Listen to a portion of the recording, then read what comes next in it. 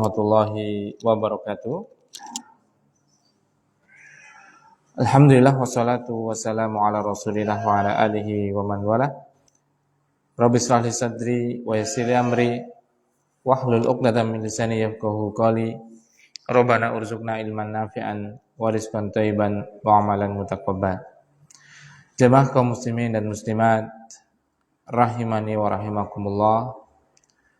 Alhamdulillah, dengan memuji syukur kita kehadirat Allah Subhanahu wa taala, seraya memperbanyak sholawat kepada baginda yang mulia Muhammad sallallahu alaihi wasallam, kita masih diberikan kesempatan untuk kembali melanjutkan membaca sebuah buku yang ditulis oleh Al-Imam An-Nawawi rahimahullahu taala. Nah, kita masih berbicara tentang bab tawakal dan yakin. Sekarang kita bab hadis yang ke-11 atau hadis yang terakhir dari bab ini. Hadis yang ke-11. Kalau dari semua hadis yang ke-84. Nah, qala al-mu'allifu rahimahullahu taala, berkata penulis yaitu Imam An-Nawawi, semoga Allah SWT merahmatinya, wa an Anasin radhiyallahu taala anhu qala, dari sahabat yang mulia yaitu Anas radhiyallahu taala anhu, beliau berkata, kana akhwani ala ahdin Nabi sallallahu alaihi wasallam, dahulu ada dua kakak beradik di zamannya Nabi sallallahu alaihi wasallam. Wa kana ahaduhuma ya'ti an-nabiy sallallahu alaihi wasallam. Salah satu di antara kedua kakak beradik tadi itu datang ke Nabi sallallahu alaihi wasallam. Wal akharu yahtarifu, dan yang satu lagi itu enggak datang ke Nabi tapi bekerja.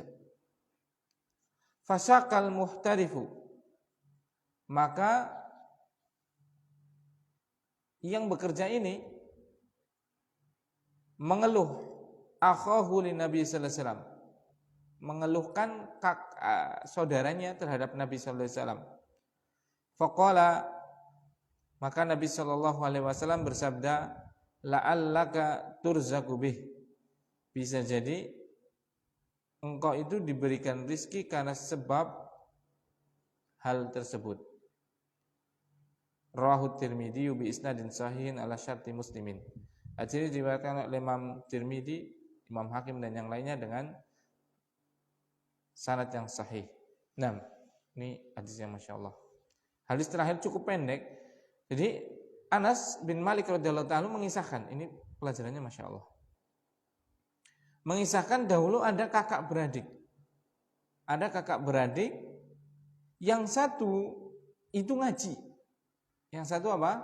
Datang ke Nabi SAW, maksudnya apa? Belajar ngaji, talaki, belajar langsung, mendengarkan sabda Nabi SAW dan yang lainnya seperti itu, mengambil syariat, mengambil ilmu tentang syariat Islam dan yang lainnya seperti itu. Ngaji terus, ratu pahal, seperti ngaji baik. Wal akharu yahtarif, dan saudaranya yang satu, yang lainnya itu yahtarif, ini nggak bisa ngaji. Sebenarnya pengen ngaji, cuma nggak bisa. Kenapa? Karena dia harus bekerja, karena dia harus pahal, seperti itu. Maka apa? Saudaranya yang bekerja ini, karena dia menanggung kebutuhan siapa? Saudaranya yang ngaji tadi. Dia memberikan biayanya, memberikan makanannya, pakaiannya dan yang lainnya, perbekalannya seperti itu. Fasyakal muhtarifu akhahu lin Nabi sallallahu alaihi wasallam, maka barakallahu fik, yang bekerja ini yang tidak bisa ngaji, dia mengeluhkan keadaan saudaranya tadi ke Nabi sallallahu alaihi wasallam, seperti itu. Nah, itu dalam riwayat, ya itu kok enggak mau kerja gimana, seperti itu. Nah, maka Rasulullah SAW bersabda, la'allaka turzaku bih, bisa jadi kamu itu diberikan rizki yang banyak itu karena sebab itu, karena sebab engkau membiayai saudaramu dalam belajar, seperti itu. Barakallahu fiik. Jadi Dalam kisah ini ada banyak sekali faedah. Faedah yang pertama adalah bolehnya kita idharus syakwa ila waliyil amri. Boleh kita mengeluh seperti itu. Mengeluh, menyampaikan keadaan kita kepada pemimpin.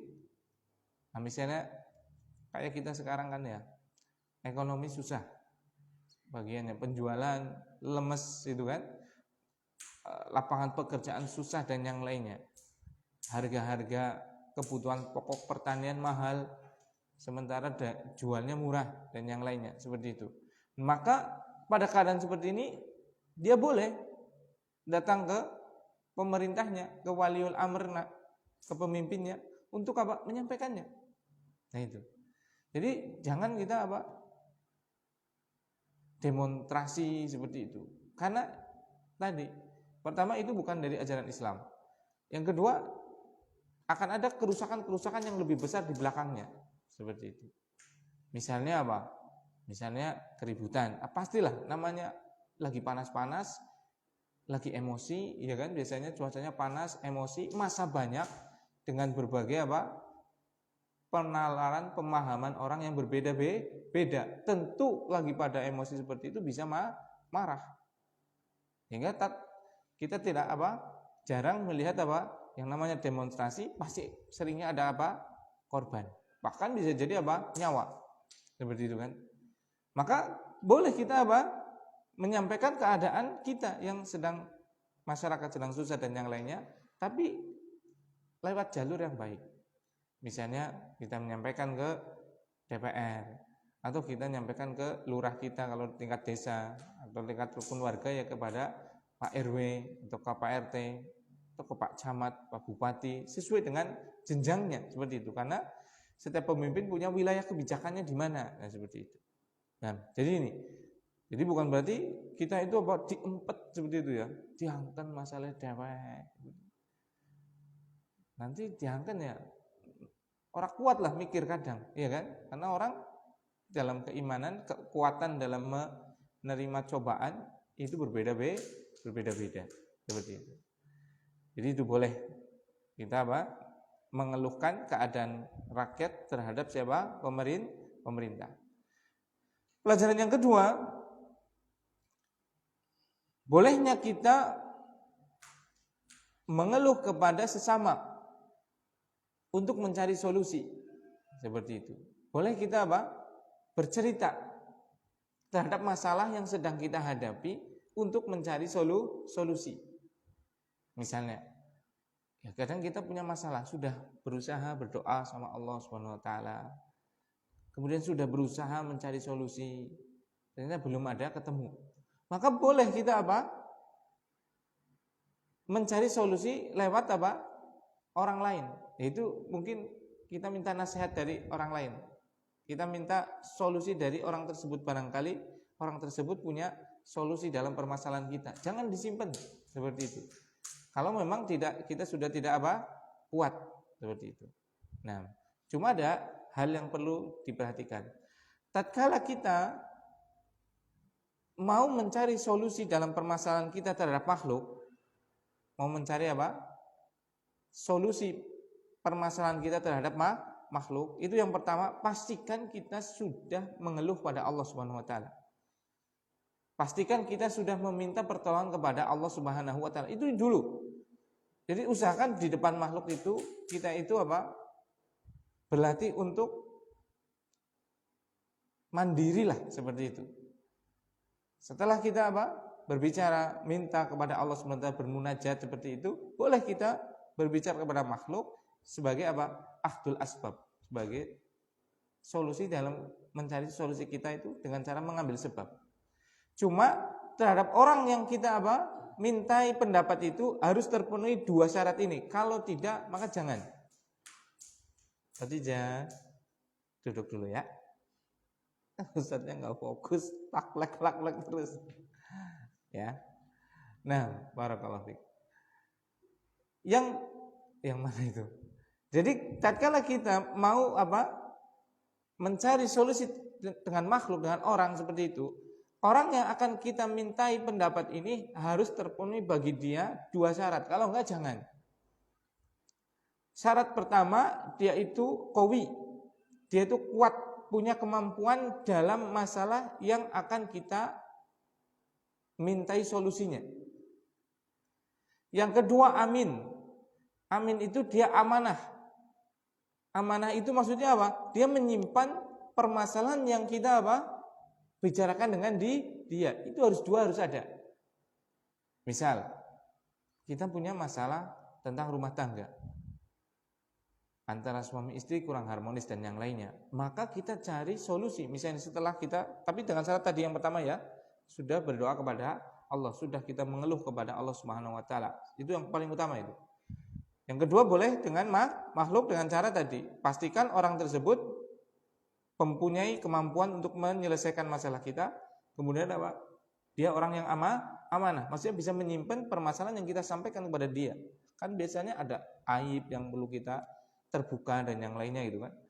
Nah, misalnya tadi kita dalam rumah tangga ada masalah, baik dengan iparkah atau dengan istrikah atau dengan mertuakah atau dengan orang tuakah, misalnya seperti itu.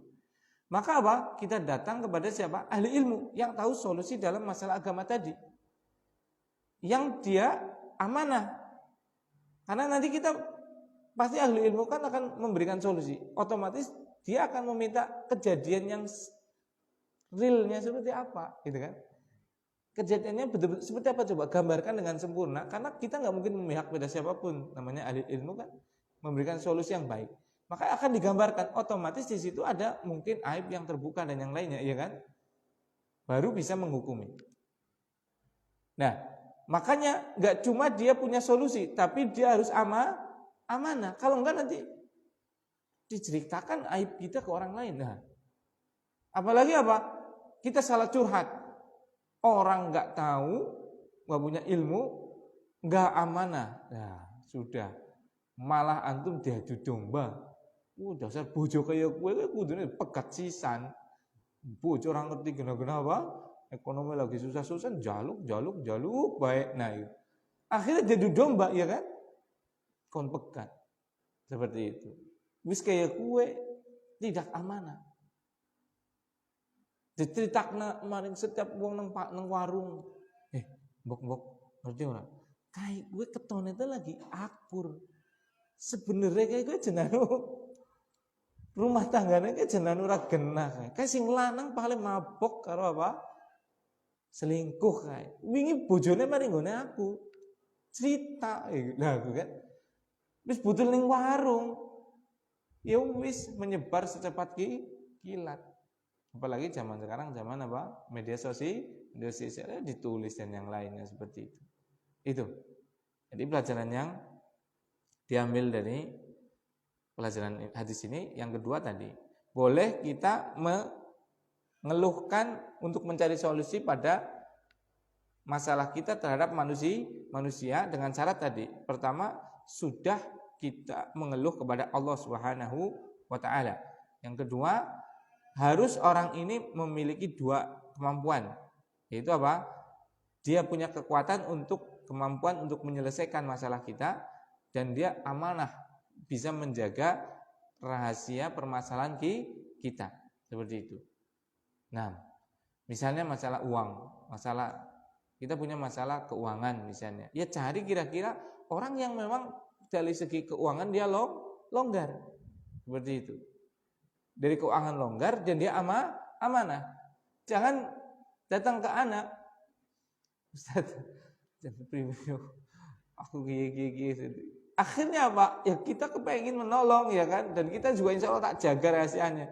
Cuma ya pada baik. Akhirnya apa? Ya wis nangis bareng-bareng lah. Kasihan gitu kan. Kasihan yang dicurhatin, dia pengen bantu tapi belum bisa membantu dan yang lainnya seperti itu. Barakallahu fiik. Jadi itu, cari orang-orang yang dia punya kemampuan dalam masalah kita. Masalah kita apa? Nah, kira-kira yang punya kemampuan dalam masalah kita siapa? Seperti itu. Yang kedua harus amanah. Itu pelajaran yang kedua. Pelajaran yang ketiga, pengagungan terhadap perkara agama di atas perkara dunia. Yaitu apa? Tadi, satu orang tadi, yang satu tadi kan dia betul-betul karena pengen fokus belajar, akhirnya dia apa? Mengedepankan belajar. Seperti itu. Mengedepankan apa? Belajar. Dia harus berkorban, mungkin dengan kesederhanaan dan yang lainnya. Itu. Dan itu berat memang. Dan kita harus ada alokasi. Ya kalaulah kita tidak menjadi santri, minimalnya kita punya agenda rutin untuk belajar. Jadi harus kita mengedepankan apa? Ilmu agama dibanding ilmu dunia. Kenapa? Karena dengan ilmu agama tadi kita bisa mengarahkan dunia yang mungkin Allah titipkan kepada kita. Yaitu apa? Dengan cara mencarinya dengan cara yang halal. Setelah dapat, kita tidak kedunian. Setelah itu bisa menafkahkannya di jalan-jalan yang tepat. Ya ini nggak bisa kita mencari dengan yang benar, kemudian tidak kedunian, kemudian bisa menjalankannya, menginfakkannya, membelanjakannya di jalan yang benar, kecuali kalau kita punya ilmu agama. Nah, permasalahan kan sekarang kompleks sekali masalah perekonomian, apalagi jual beli seperti itu. Jual beli kan berkembang banget. Dulu jual beli mudah. Ada orang, ada barang, ada uang, sudah selesai, ada ijab kabul, ya kan? Sekarang kadang dia nggak punya uang, tapi diizinkan, barangnya nggak ada, dan yang lainnya lah, ada dropshipper dropship atau apa seperti itu kan? Dan yang lainnya, gitu kan? Nah, itu kalau nggak punya ilmu agama, bisa jadi kita apa? Jual beli dalam jual beli yang tidak diizinkan oleh syariat. Nah, jadi itu mendahulukan apa? Perkara agama dibanding perkara dunia. Kenapa? Karena tadi biar tatkala kita memiliki dunia bisa apa? Dimanfaatkan untuk keselamatan akhirat kita.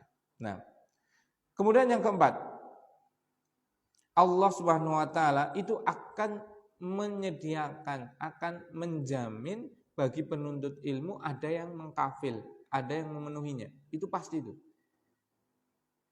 Jadi Allah Subhanahu wa taala tatkala ada hambanya yang betul-betul ikhlas loh ya, betul-betul niatnya belajar karena Allah Subhanahu wa taala, itu pasti akan ada jalan keluar dalam apa? Pembiayaan dia belajar. Itu pasti. Buktinya apa? Ini yang saudara yang belajar ini, iya kan? Ternyata ada yang membiayainya. Siapa? Saudaranya.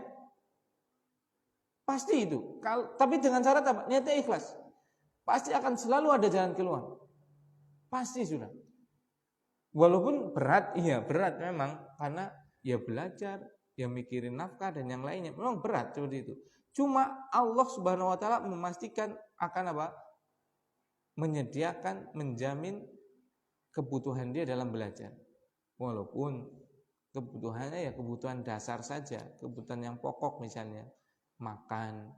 Makannya pun yang sekejap bisa menegakkan tulang. Makan sedina ping pindo mungkin seperti itu. Kan masih hidup, iya kan? Karena lagi belajar ya kudu prihatin seperti itu.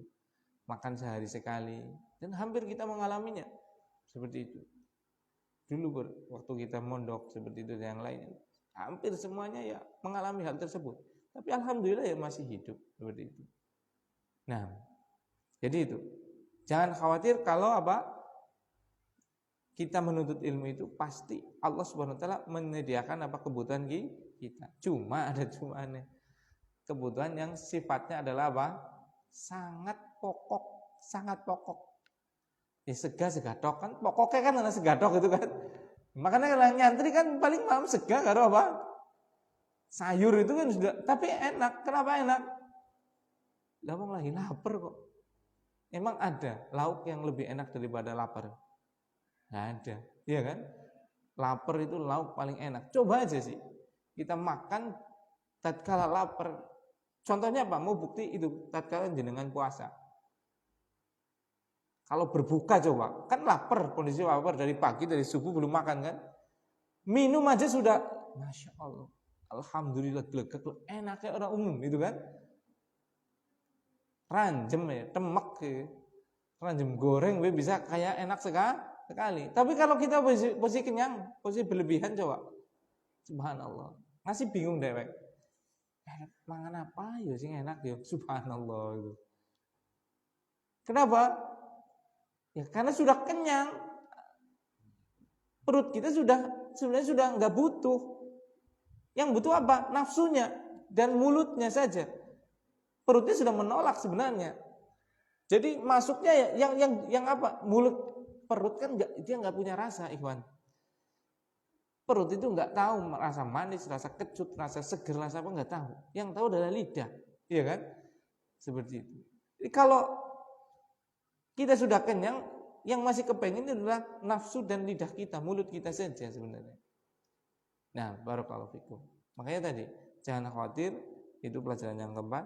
Jangan khawatir bagi orang yang mau menuntut ilmu, pasti Allah Subhanahu wa taala akan menyediakan kebutuhan dia. Cuma ada cumanya tadi. Kebutuhan yang sifatnya apa? Pokok, gitu. Pasti itu, pasti. Cuma kebutuhan pokok ya prihatin itulah itu. Makanya harus prihatin. Orang menuntut ilmu itu, orang nyantri itu nggak ada yang nggak prihatin. Semuanya itu pasti prihatin, pasti gitu.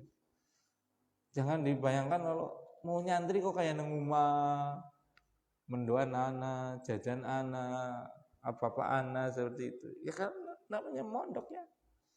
Memang harus prihatin, tapi insya Allah hidup, insya Allah masih makan nasi lah seperti itu.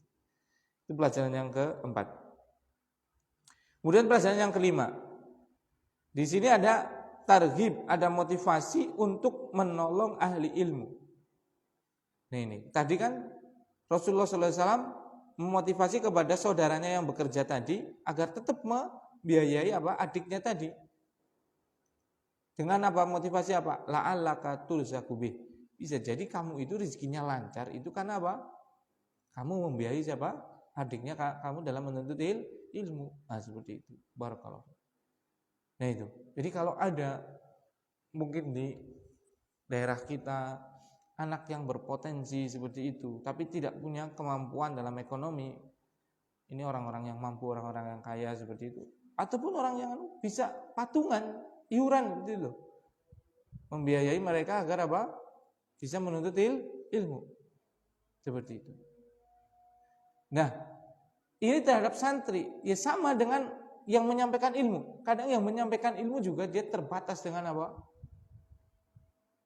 Dengan waktunya yang dia tersibukkan untuk apa? Menyiapkan pelajaran, mengurusi santri dan yang lainnya seperti itu. Maka itu termasuk dalam motivasi Rasulullah SAW. Bisa jadi kita dilancarkan oleh Allah SWT rezeki kita. Karena apa? Karena kita membantu apa? Orang yang menuntut ilmu atau orang yang mengajarkan ilmu. Atau apapun yang berkaitan dengan ilmu. Sekolah yang melakukan apa?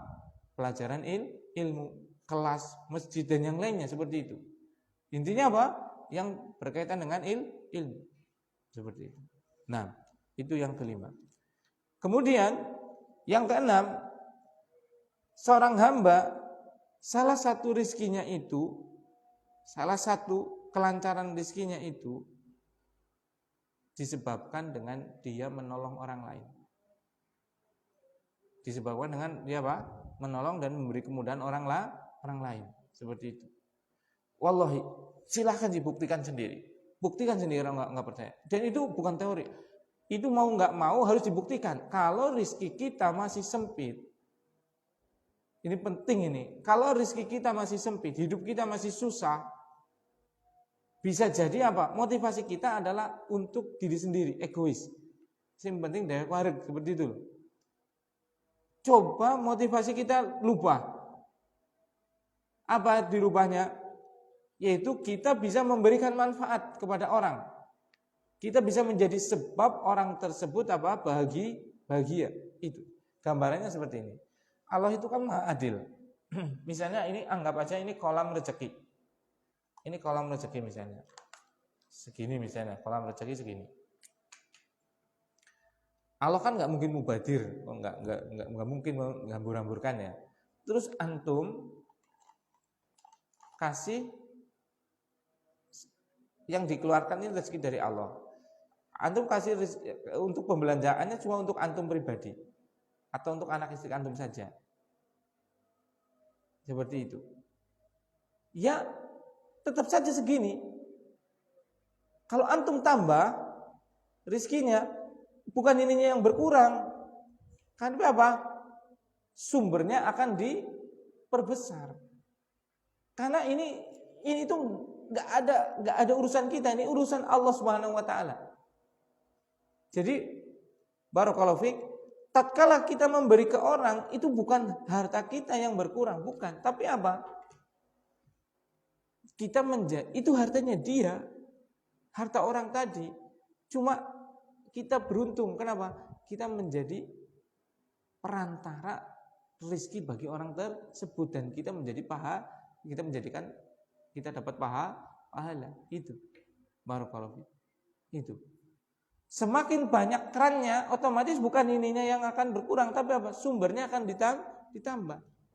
Makanya Rasulullah SAW bersabda, "Mana qasat shadaqatun min malin." Tidak akan pernah yang namanya sedekah itu mengurangi harta. Tidak akan pernah, justru akan bertambah. Dan dibuktikan, silakan. Itu perlu dibuktikan. Jangan cuma jadi teori, buktikan coba. Semakin banyak tanggungan beban hidup kita, tapi bukan untuk kita misalnya. Untuk apa? Orang membantu kita, untuk orang tua kita, untuk anak kita, untuk istri kita, untuk mertua, untuk siapapun seperti itu, untuk murid kita misalnya seperti itu. Jangan khawatir. Nanti pasti apa? Karena banyak apa? Kerannya, otomatis harus diperbanyak apa? Sumbernya. Siapa yang memberikan? Ya Allah Subhanahu wa taala tadi. Tapi karena kita kerannya cuma satu, ya sumbernya setitik. Seperti itu. Dan itu Masya Allah, luar biasa loh. Itu silakan dibuktikan. Tapi kan saya belum punya, Ustaz. Justru itu, karena belum punya harus apa? Kita banyak-banyak memberikan apa? Manfaat kepada orang lain, terutama yang berkaitan dengan ilmu. Seperti itu. Justru kalau kita belum punya, ikhwan barakallahu fikum, itu kita bisa beramal sangat banyak. Contoh, kita punya penghasilan misalnya 50.000 sehari. Kalau kita mengamal sedekah 5.000, itu berapa persen? 10%. Iya kan? 10%. Kalau antum penghasilannya sehari sudah 100 juta, berarti kalau 10%-nya berapa? 10 juta. Mesti awal. Paling ya gede-gedenya nyumbang bira 300.000 atau 500.000, iya kan? Iya kan? Berarti apa? Tatkala kita lagi nggak ada, kita nyumbang seperti itu, kita membantu orang seperti itu, kita bersedekah, kita itu jauh lebih banyak daripada orang yang kaya. Ya, secara nominal memang kecil, tapi secara persentase, kan saya punyanya segini, saya dikasih Allah cuma 50.000 sehari, tapi saya bisa apa? 5.000. Berarti 10% kan? Tapi orang yang kaya, yang punya penghasilan sehari 100 juta misalnya, berarti kan semestinya harusnya jadi berapa? 10 juta. Yakin awal. Sedina sedekah 10 juta yakin awal. Iya tidak? Tatkala semakin besar, dia akan semakin sedikit sebenarnya sedekahnya. Ila rahimahullah, kecuali yang dirahmati oleh Allah SWT. Secara presentase, ya, secara nilai mungkin lebih besar. Tapi kan presentasinya kecil. Iya kan? Nah itu, barakallahu. Makanya jangan menunggu kaya untuk kita bisa bermanfaat kepada orang. Sesuai dengan kemampuan kita. Kita mampu 5.000, ya 5.000. Kita mampu memberikan orang tetangga yang nggak punya sangu untuk apa? Sekolah 2.000, ya 2.000 nggak apa-apa. Ya kan? Seperti itu. Jangan nunggu kaya dulu. Justru dengan itu memberi itu kita akan diperkaya. Kita akan dipermudah oleh Allah Subhanahu wa taala. Innallaha fi aunil abdi maka al abdu fi auni akhi. Sungguh Allah Subhanahu wa taala senantiasa menolong hambanya tatkala hambanya tadi memberikan pertolongan kepada yang lain. Nah, itu beberapa faidah dari hadis ini, bahwasanya tadi boleh kita menyampaikan permasalahan kita, kesusahan kita terhadap pemerintah, karena memang dia punya tanggung jawab terhadap rakyatnya.